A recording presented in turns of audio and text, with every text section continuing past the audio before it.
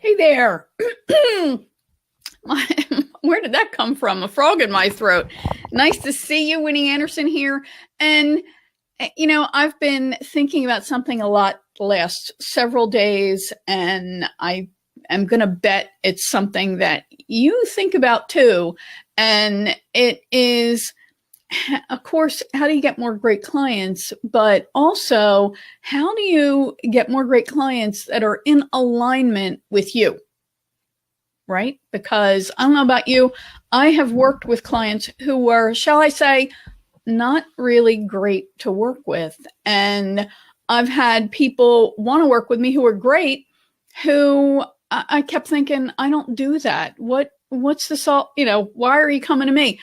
So the answer is what I'm going to share with you in this video. All right. So if you like what I share, be sure to share it. Just go ahead and share this with your own community, and please engage with me. Ask questions, make comments, and I always circle back, even if you're watching on replay, I always circle back and respond to everybody who posts, and I'm more than happy to answer your questions and comments. So thanks for stopping by.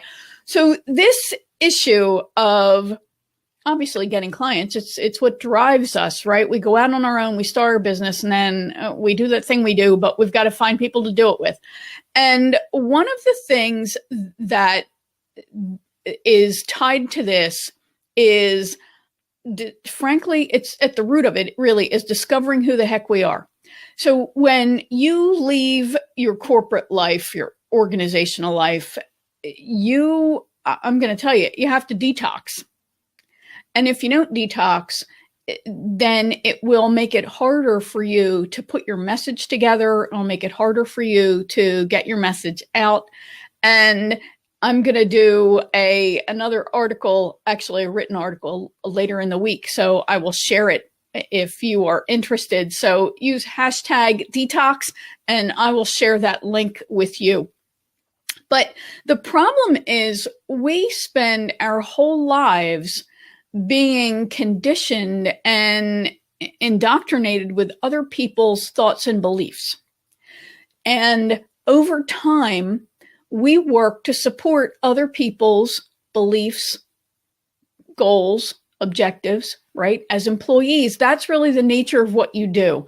I used to work in human resources. I was a recruiter. I was a trainer and training manager, et cetera. I worked in organizational development and design. And one of the things that I would hear from employees was this frustration that they weren't more actively involved. And, while you certainly want to have that, at the same time, you have to understand your role as an employee is to help support the organization achieve its goals. So one of the things that you as a careerist should have been doing when you were looking for a job was to find an organization that matched you as much as possible. When your beliefs, your values are in sync with the organization that you work with, work becomes more joyful. So same thing. So you go out when you go out on your own. So you go out on your own for whatever reason, and this is where the confusion lies, because who am I? What do I believe?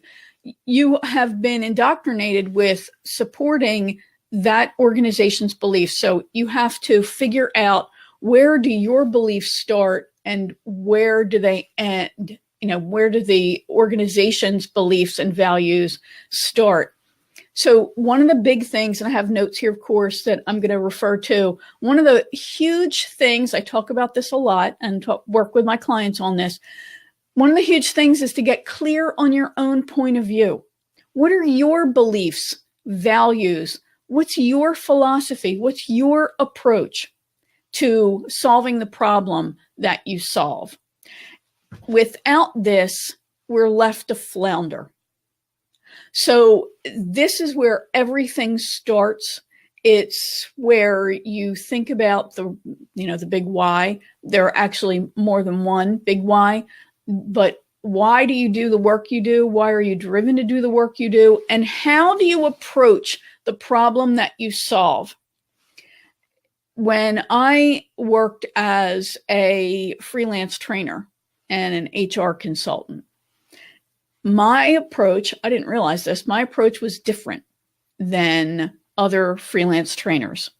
There were other freelance trainers who would, if you hired them to do customer service training, the bane of our existence, management development training, whatever it was, they would do whatever it was that you hired them to do without asking a question.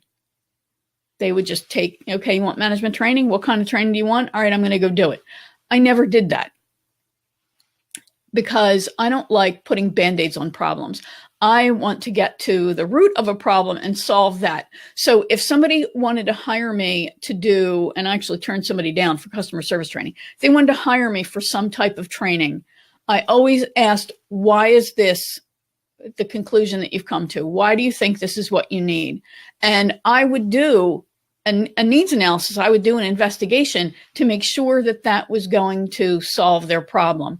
So that was different, apparently. So you really want to think about that. And you can hear in that description, you can hear some of my point of view, that I solve root issues, that I believe in doing an investigation before creating a training program, before diagnosing a problem. So those are all of the things that are part of your point of view and that are part of your approach, your philosophy.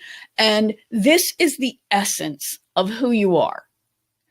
When you have something that you're willing to say no to a potential contract over, that's a values issue. And that's one of the most important things for you to uncover too. What are the non-negotiables, right? I'm talking with a potential client right now, and there's a non-negotiable. Everybody starts with a planning session. Everybody. And if you're not willing to go through a planning session, then I don't work with people, because they're not willing to really look at the good, the bad, the ugly of their business around the problem that we're solving, and I can't work with you, right? So that's a big way for you to figure out the values piece of your point of view is what are non-negotiables for you, and what are you willing to, not cross that line on. Okay, so your point of view is really super important, obviously. So next you want to ask yourself, and this is all part of how you bring more personality into your marketing. That's a big piece of this. When I talk about bringing more you into your messaging and your marketing, understanding your point of view, that's the essence of who you are. Next is, what do you most want to be known for? What's the big problem that you want to solve, right?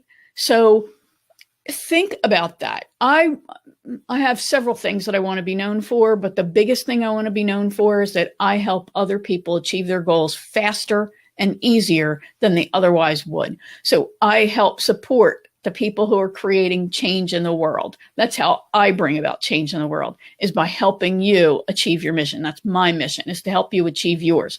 So I work with a certain type of people to then do that. So you want to think about, what do you most want to be known for? There's a stereotypical kind of exercise that people do around this, and it's that they write their obituary. I know that kind of sounds creepy, but really you're writing a speech that somebody's going to give about your life.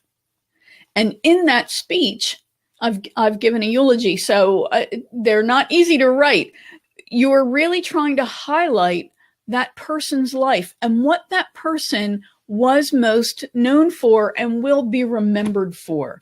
So you can do that and think about achievements that you want to have, accomplishments, and the reputation that you want to have, the impact that you want to have. So if you're brave, think about writing your eulogy. Or imagine yourself a little bit more uplifting. Imagine yourself winning an award that would be like the pinnacle of your occupation.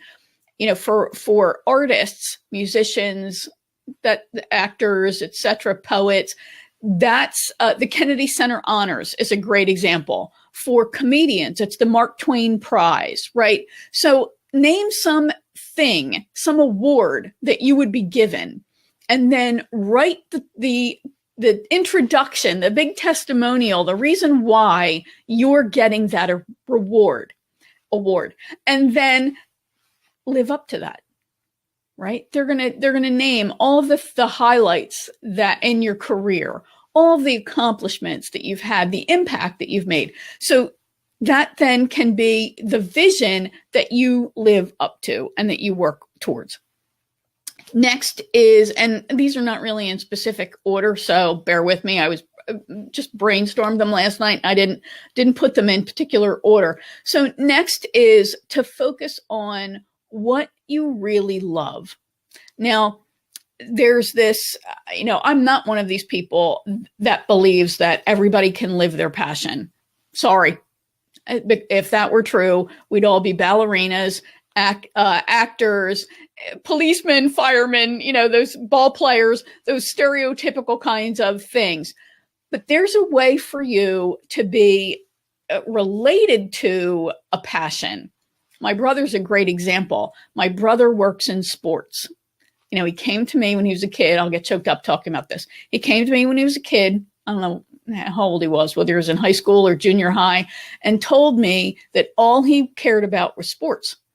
All he really wanted to do was work in sports, but he had realized, he must have been in high school, he realized he was not a good enough player, he played baseball, to get to the show, right, to get to the major leagues. And I told him, you don't have to be a player to work in sports. Teams are like little self-contained cities to a degree. They need somebody who does everything. So he was able to focus his whole life on getting ready to work in sports, and he does, right? He's probably spent the last, 20 years working in sports, and that's fantastic. So there's a way for you to work around your passion and be a part of that. There's also a way for you to get rewarded with your passion on the side, right? It doesn't have to be a full-time job, but you want to focus on the essence of what you really love. What is it about, kids often say, I want to be a policeman, I want to be a ballerina, what is it about those things that are attracted to you? Helping, serving, performing, being the center of attention. There are lots of ways for you to build that into your messaging and into your business. So you really do want to focus on what you really love. And as you then build that business, you want to start narrowing your focus. This is kind of counterintuitive because you're thinking, I want more clients, not less. But what happens is we become the magnet for people who want what we offer. Doctors do this really well, right? And I've used as an example in the past, my own doctor. I moved 5 or 6 years ago and I needed a new gynecologist. And I knew exactly the kind of person I wanted. I wanted a woman. I wanted somebody who worked at a teaching hospital.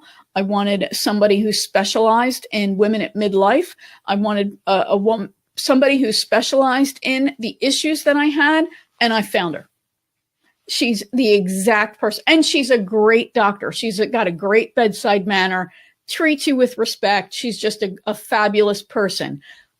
That's one, it's the power of focus. I knew exactly what I wanted, but it's also the power of her focus because she became that magnet for me. She's a unicorn, right? Easy to find.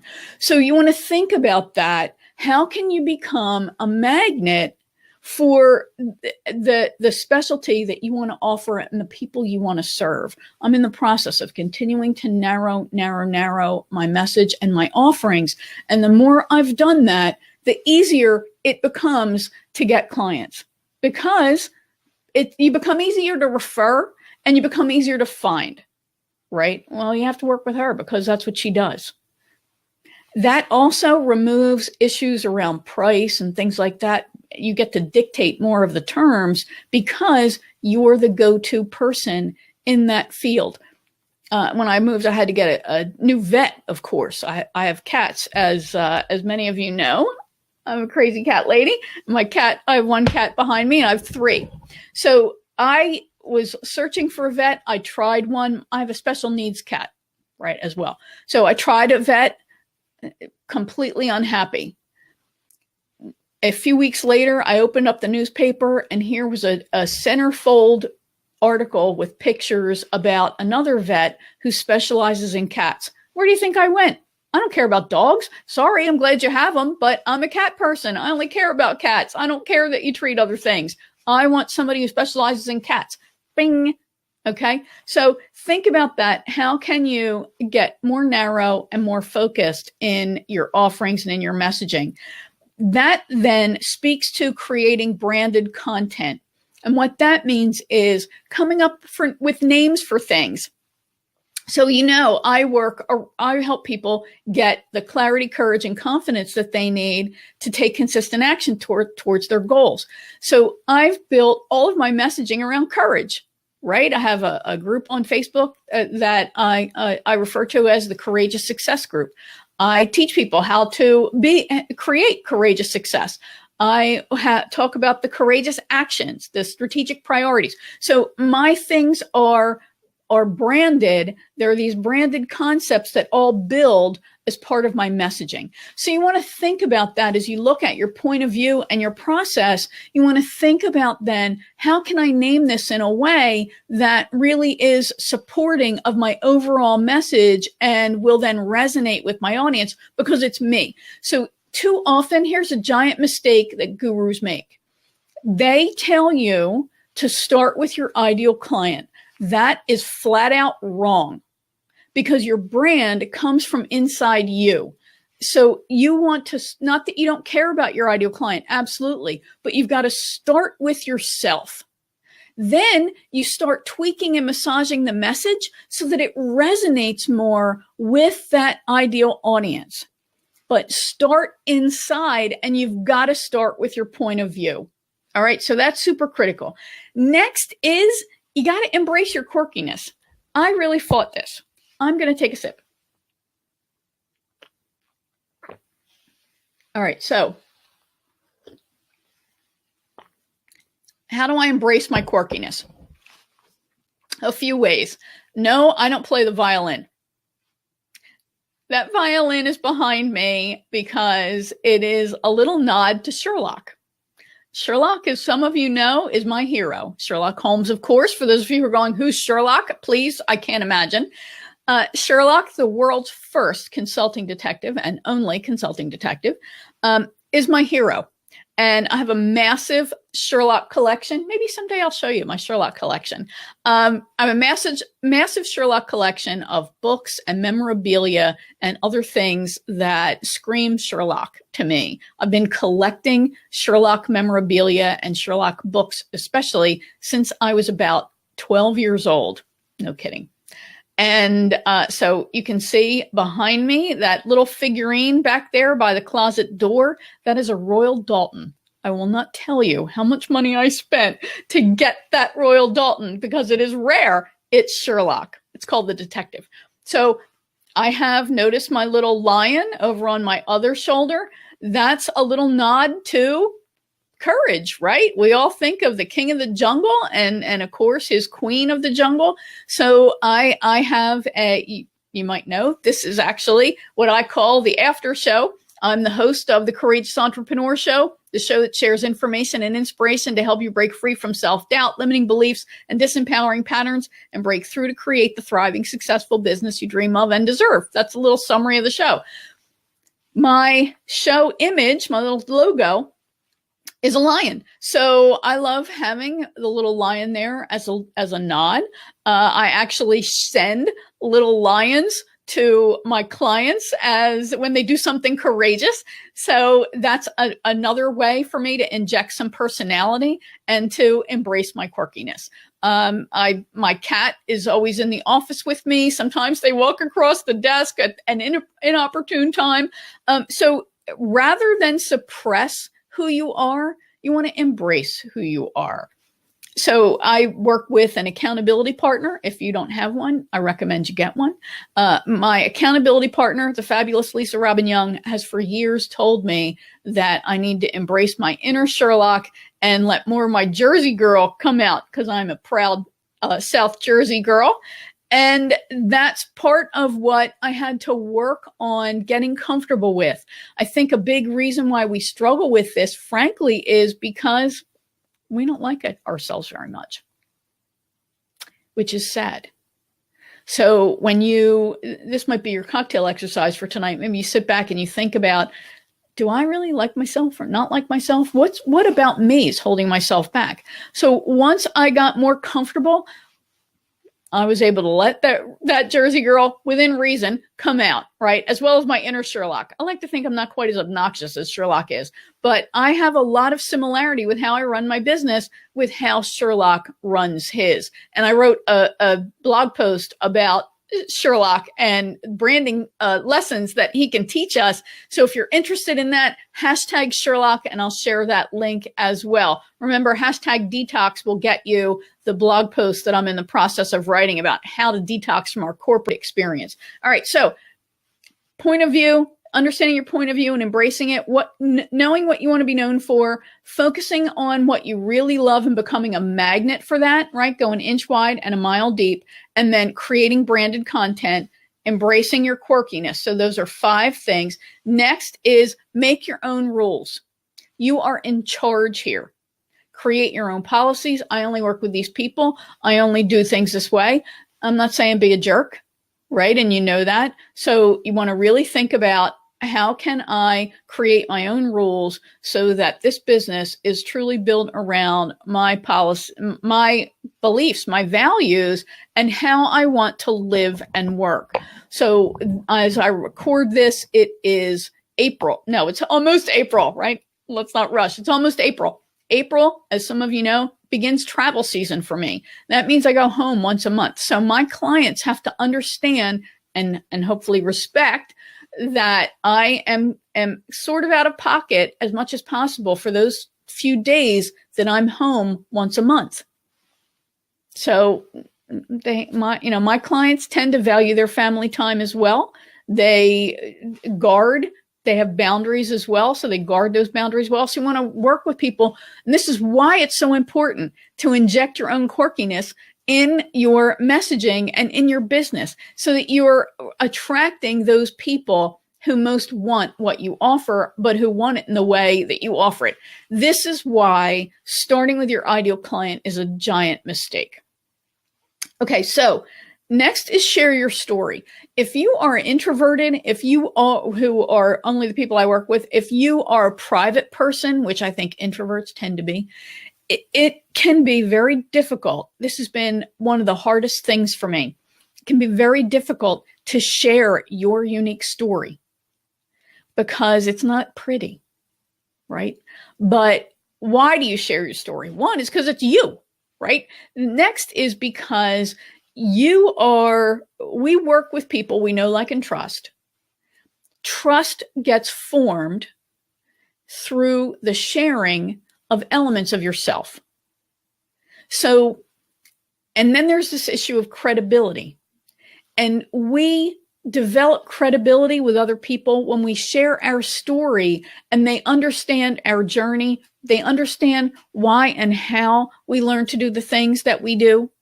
So helping people understand what drives you, helping people understand how you learned the things that you do, and the things that you apply.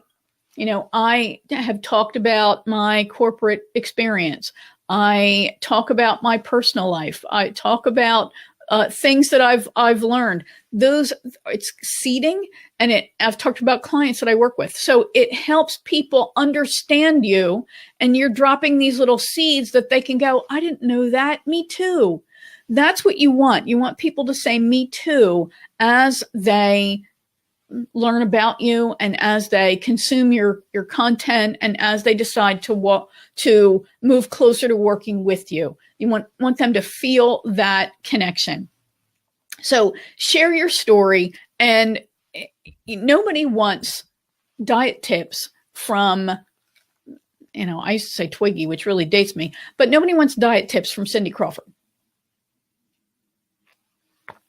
Unless you're thin and you've always been thin and you're determined to stay thin, then Cindy Crawford. Most people want diet tips from Marie Osmond, Jessica Simpson, Jennifer Hudson, right? People who have struggled and overcome. Valerie Bertinelli, anybody that you can think of who was thin, got heavy, became thin again, or was never thin, got thin. How did they do it? And then how do they stay thin, right? So we want to learn from people who have experienced the problems that we have experienced or similar problems.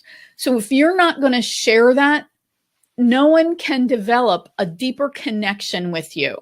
And I can tell you how uncomfortable that can be, especially for those of us who come from corporate life. Yes, there was a level of our quirkiness, and there was a level of personality that we shared in the office. And there were people, our work friends who maybe knew us pretty well, but there was also this boundary, a big boundary that we felt compelled to maintain. As you're working on your own, those walls have to come down, and you want to become more comfortable with sharing more of the real you.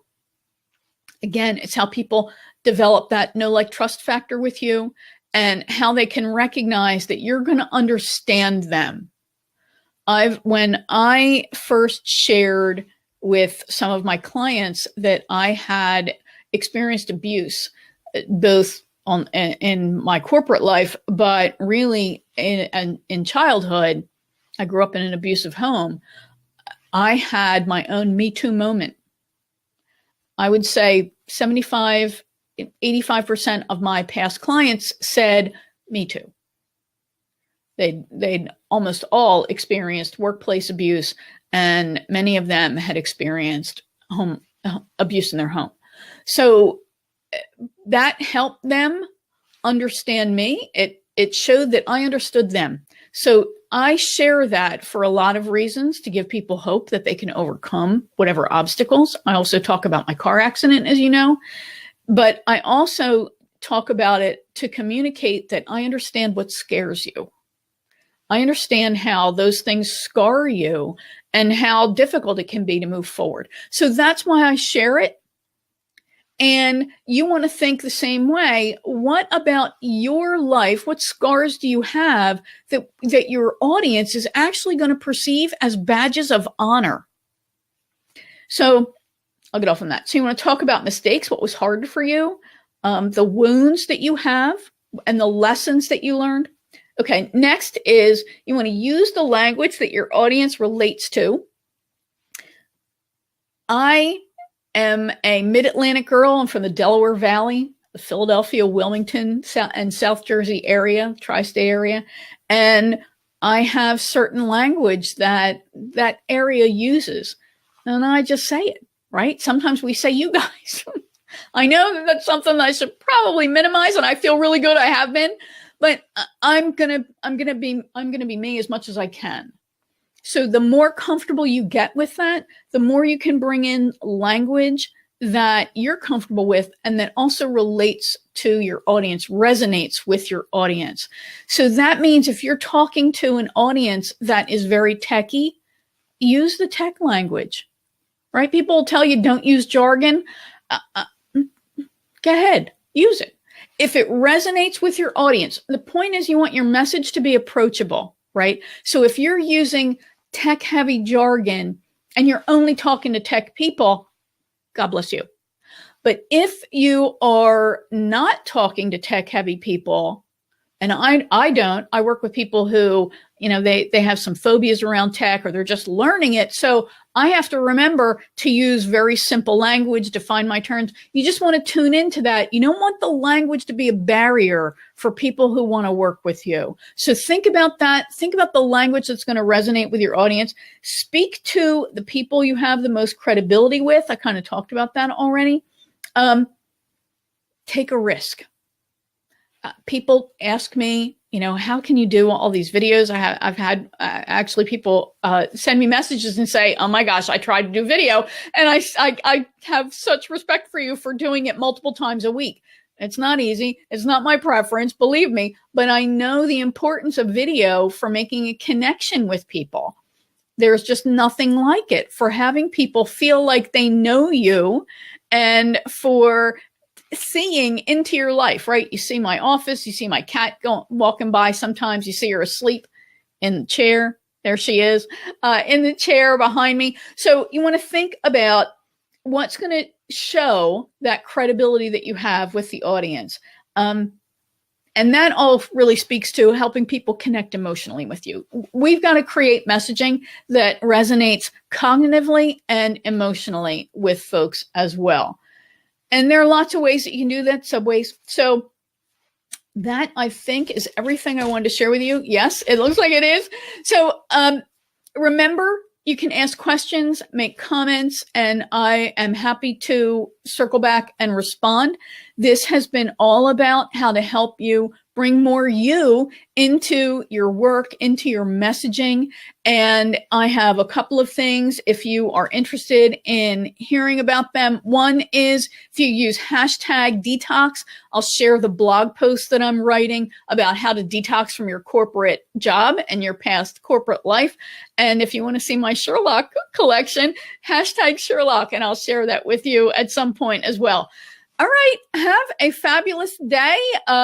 Remember, if you are an introverted, mission-driven entrepreneur and you want to get support with other like-minded people, you're ready to get your message out in a bigger way, but you know you need some help to do that, I want to encourage you to join my Courageous Success group. You can use hashtag courage, and I will share that link with you.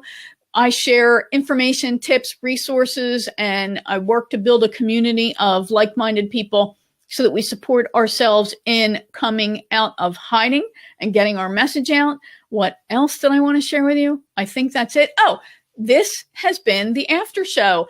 As I said, I am, in addition to being a business achievement strategist, I am the host of the Courageous Entrepreneur Show. The show airs on Mondays. It airs in both video and audio formats. And then on Wednesdays, I'm here on Facebook Live doing the after show, where I take a concept from the episode and I blow it up big time. So last week and this week's episodes were all about stories of people who have some differences and how did they make success. So I will share links to those episodes if you are interested as well, hashtag episodes, and have a fabulous rest of the week. And remember, you want to bring more of yourself into your marketing, into your business, and you deserve all the success you dream of. Bye for now.